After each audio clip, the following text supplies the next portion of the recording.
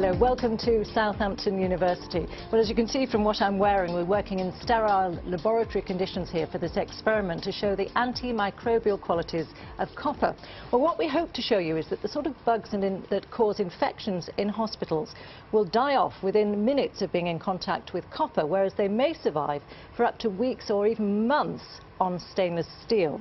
Well, what are the implications of this? Well, the statistics are terrifying. 7 million people around the world are affected by healthcare-associated infections. 37,000 people die in Europe alone. That's as many people as die on the roads. And 100,000 people die in the States. So you can see it's a huge, huge issue. Let me introduce you now to Professor Bill Keevil, who is the Director of Environmental Healthcare here at Southampton and a microbiologist, of course. Professor Keevil, can you explain to us the process, how infections are actually transmitted in a hospital setting? Well, we know, for example, that 80% of all infections are spread by touch. And, for example, a contaminated hand will contaminate at least another 7 touch surfaces if you just go sequentially from there. So does that mean then that what the surface is made of can make a difference? Very much so. Is the surface hard and non-absorbent? Is the surface absorbent? We know, for example, that stainless steel and plastics, hard surfaces which germs can survive on for weeks and months, whereas on copper, our research suggests they die very quickly. So what are we going to see today then? Well, it's very exciting. What we're showing is that bacteria die rapidly on copper. So we've set up an experiment for you where we're going to inoculate surfaces. We will compare stainless steel against copper. And hopefully what we can show you is that the bacteria will survive very well on stainless steel, but using a special dye system, we will show that they die very quickly on copper. Well, let's get the experiment started. In a room next door, we've got Emma and Sam on their microscopes. So, Professor Keevil, tell us what they're seeing down the individual microscopes. Well, what we're going to do is we're going to take the notorious MRSA bug, and we're going to put 10 million of the cells on stainless steel, 10 million of the cells on copper, and what we hope to show you is that they live very happily on the stainless steel, but they die rapidly on the copper. And in theory, how long will it take before the bugs are killed off on the copper? Well, we hope to show you that things are going to happen in 2 or 3 minutes, and certainly by 10 minutes, hopefully they will have all died out. Let's take a look at the first picture. We're getting live feeds from the microscopes on these 2 screens. We've got the stainless steel here on the left. I don't know if our camera can pick that up there. So, Professor Keevil, just explain what we're seeing here. So what you're seeing here are the individual bacteria sitting on the stainless steel surface.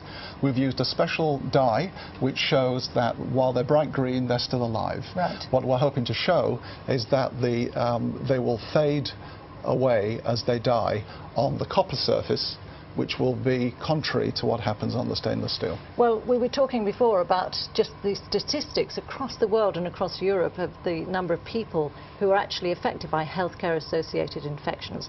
We met one woman, Alma Forsyth, who was infected with MRSA in a Brussels clinic, and this is her story. I went into hospital for keyhole surgery on my knee.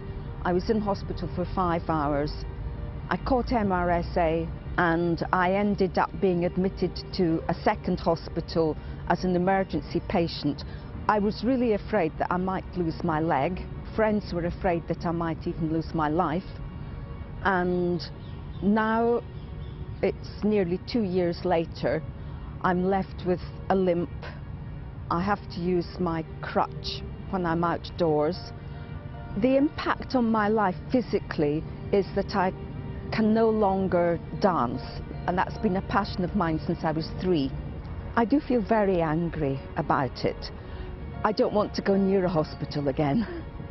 I think it would be wonderful if they could develop this use of copper to prevent infection taking place in the first place.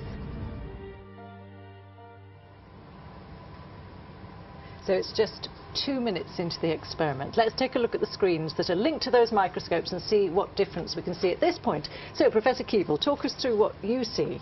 Well, you can see lots of brightly stained bacteria on the stainless steel surface. So not much change there? Not much change there. Copper? And here's the copper surface. May not look too different to you, but in fact, if you look very carefully, we're just starting to see some of the cells beginning to fade out.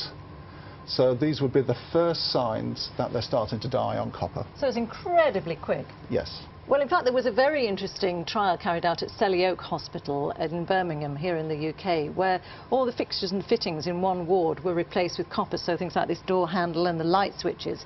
And in fact, germs were reduced by more than 90%, as we heard from Professor Tom Elliott, who is consultant microbiologist for the Birmingham hospitals. We've talked about agents in the past, cleaning agents like chlorine, cleaning agents like hydrogen peroxide, which have an effect, an immediate effect, but not a long-lasting effect, like the copper.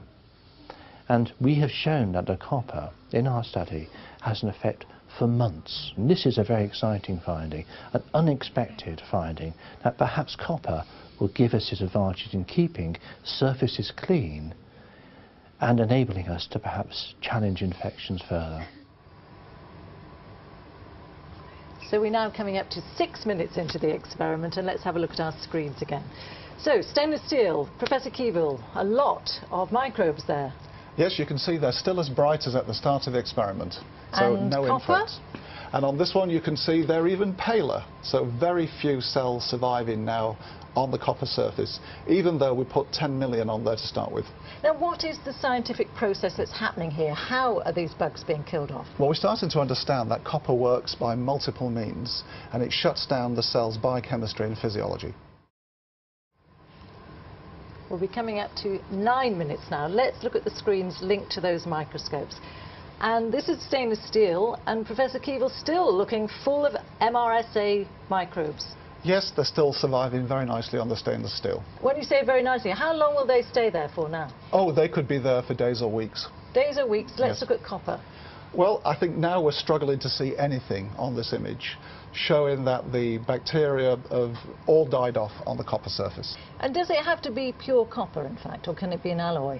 No, a range of alloys, including brass, work very nicely to kill MRSA and other of the superbugs.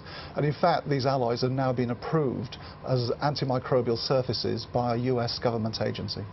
Well, Professor Keevil, thank you very much indeed. Some incredibly impressive results there, much quicker than I expected. In fact, there are quite a number of hospitals around the world now who are starting to install copper in their wards to try to deal with this real problem of hospital-acquired infections. Perhaps more when these sort of results start to filter through. Really interesting results. So, from me here in Southampton University, from Emma and Sam on the microscopes, and from Professor Keevil, goodbye, and thank you very much for watching.